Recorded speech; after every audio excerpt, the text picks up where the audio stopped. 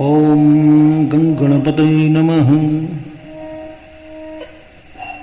गजाननं भूतिगणादिसेवितं कपित्थजम्बोफलचारुभक्षणम् उमासुतं शोकविनाशकारिकं नमामि विघ्नेश्वर पादपंकजम्। देखिए, आज गणेश महोत्सव है, गणेश चतुर्थी है, भाद्रपद सुदी चतुर्थी। वैसे देखा जाए तो पूरी साल हर महीने में गणेश चतुर्थी होती है और व्रत करके सभी लाभान्वित होते हैं। पर ये शुक्ल में है और वो सब कृष्ण में हुआ करते हैं। वो बदी में होते हैं और ये सुदी में है। तो हमें गणेश जी का पूजन करना चाहिए। सर्वप्रथम तो शुभारंभ ही गणेश पूजन से होता है। पहले तो हम गणेश पूजन का अर्थ समझें कि वास्तविकता में गणेश पूजन का अर्थ क्या है। भगवान गणेश को देखें, उनके स्वरूप को देखें, उनके सुंड को देखें, हस्त को देखें, उदर को देखें, कर्ण को देखें, पूरा शरीर का परिदर्शन करें, शरीर का चिंतन करें और एक एक अंग से हम शिक्षा प्राप्त करें।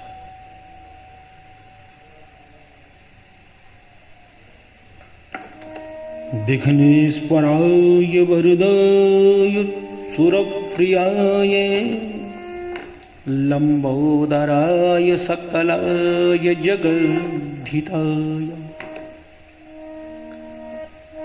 नागननाय श्रुति यज्ञ विभूषिताय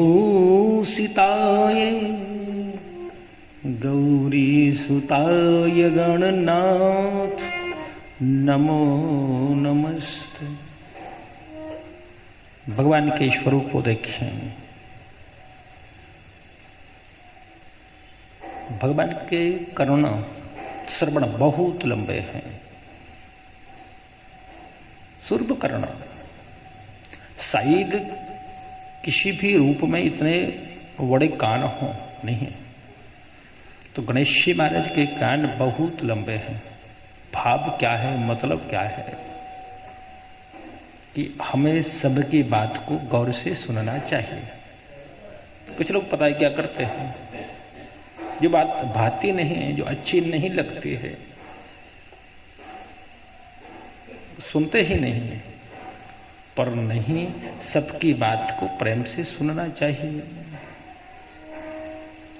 सुनिए सबकी कहिए न कछु, रहिए मिया मन बागरु। सबकी सुनो, संसार की बातों को सुनो। सुनिए सबकी कहिए न कछु, कहो कुछ न। करिए व्रत नहीं मुंह सच्चाई लिए, तिनते तरिए भवसागर में। सब सौ मिलिए दुर्भाव बिना, रहिए सत्संग उजागर में। रस खानी गोविंद यूं भजिए जिम, नागर कौचित गागर में। सबका कहना सुनकर हम कुछ न कहें।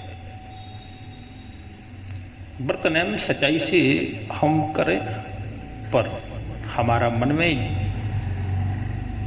जो भाव हो वो अपने मन में ही रखें। संसार की बातों को सुनो, पर जिस प्रकार से एक पनिहारी अपना ध्यान, अपना चित्त गागर में रख करके बातें करती रहती है और वो मटकी गिरती नहीं है, वैसे ही भगवान में अपना चित्त स्थापित कर दो। तब सुर्प करना, जो लंबे लंबे कान है, उसका मतलब है कि सबकी बातों को सुनो। अब महाराज जी ये समस्या है कि सबकी बातों को जब सुनेंगे ना, किसी ने कुछ कहा, किसी ने कुछ कहा, तो फिर सुनेंगे तो किसी से कहेंगे भी, तो बोले कहना नहीं है, बोले नहीं कहेंगे तो बोले गणेश जी का जो बड़ा पेट है, लंबोदर है, उसका मतलब क्या है? यही तो मतलब है, बातों को सुनो और पेट में डाले लो, पेट बड़ा हो जाए, पर किसी की बातों को सुनकर किसी से मत कहो। ये ज्यादा समस्या है। हम किसी की बात को सुनते हैं और तुरंत जब तक उस बात को वहां तक पहुंचा नहीं देते, हमारे पेट में दर्द होता है। इसलिए कभी किसी की बातों को नहीं कहना चाहिए। कहना है तो बहुत अच्छी बात है, कहो किसी से। तो हम अवलोकन करें तो हमें गणेश जी के इस स्वरूप से बहुत बड़ी शिक्षा प्राप्त होती है।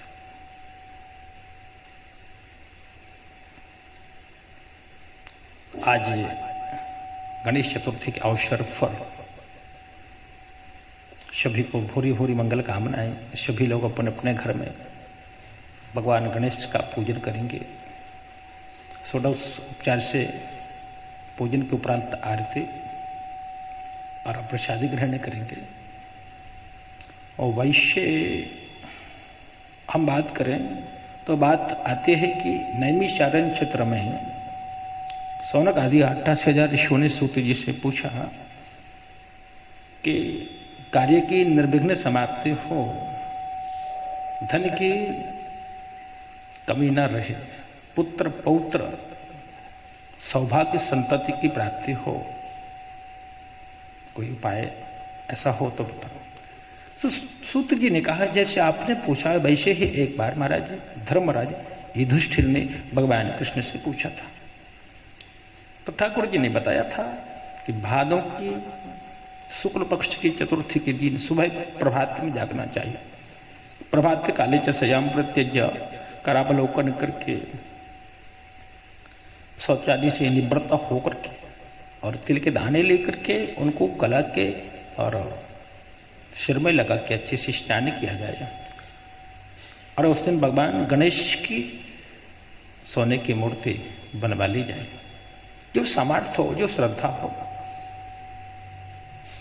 नहीं बनवा सकते तो चांदी की, रजत की मूर्ति बनवा ली जाए। वो नहीं बनवा सकते तो मिट्टी की मूर्ति का निर्माण करके मध्याह्न काल के बेला में भगवान गणेश का हम पूजन करें। पूजन करने से सारे विघ्न शांत हो जाते हैं, सारे व्याधियां विनष्ट हो जाती हैं और चारों तरफ से मंगल ही मंगल हो जाता है। ये विधि ठाकुर जी ने बताई। दूसरा कहा कि इस दिन चंद्रमा का दर्शन भूल से भी हो जाए। वैसे तो करना नहीं, पर भूल से कदाचित गलती से दर्शन हो जाए तो मिथ्या दोष लग जाता है, चोरी व्यभिचार आदि का। तो हमारे भी गलती से कहीं चंद्रमा का दर्शन हो जाए तो उसका उपाय क्या है, कैसे दोष शांत होगा? तो बोले स्मंतक मणि की कथा को कह करके दोष की परिसमाप्ति हो जाती है। जैसे कि श्रीमद् भागवत महापुराण के अंतर्गत जो सैमंतक मणि की कथा आते हैं, बस उसका हम मन ही मन ध्यान करें तो दोष परिशमन हो जाता है। इसी के साथ सभी को हर हर महादेव। ओम नमो भगवते वासुदेवाय।